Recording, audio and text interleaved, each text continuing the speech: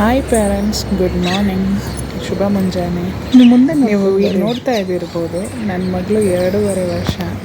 ಅವಳು ಬೆಳಗ್ಗೆ ಎದ್ದು ನಾನು ರಂಗೋಲಿ ಬಿಡ್ತಾ ಇದ್ದಾಗ ಬಂದು, ಅಮ್ಮ ಏನು ನಾನು ಮಾಡ್ತಿದ್ದೀರಾ? ರಂಗೋಲಿ ಬಿಡ್ತೀನಮ್ಮ ಅಂತ ಕೇಳಿದ್ರು.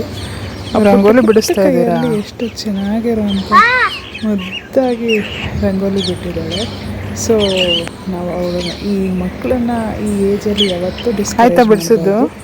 ಅವ್ರೇನು ಮಾಡ್ತಾರೆ ಮುಂದೆ ನೋಡ್ಕೊಂಡು ಬಿಡಿಸ್ಬೇಕು. ಎಲ್ಲೆಲ್ಲೋ ನೋಡ್ಕೊಂಡು ಬಿಡಿಸಿದ್ರೆ ರಂಗೋಲಿ ಕ್ಲೀನಾಗಿ ಬರಲ್ಲ. ಇನ್ನೂ ಇಂಟ್ರೆಸ್ಟು ಬರುತ್ತೆ, ಐಸ್ ಹ್ಯಾಂಡ್ಸ್ ಕೋಆರ್ಡಿನೇಷನ್ ಇರುತ್ತೆ, ಸೈಕೋಮೋಟರ್ ಸ್ಕಿಲ್ಸು ಡೆವಲಪ್ ಆಗುತ್ತೆ.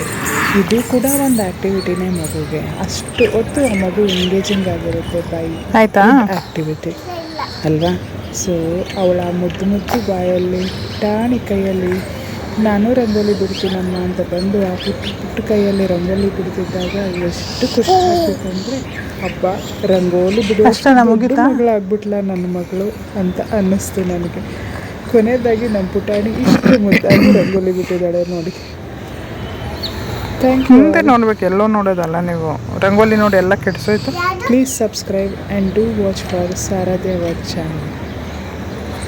Thank you.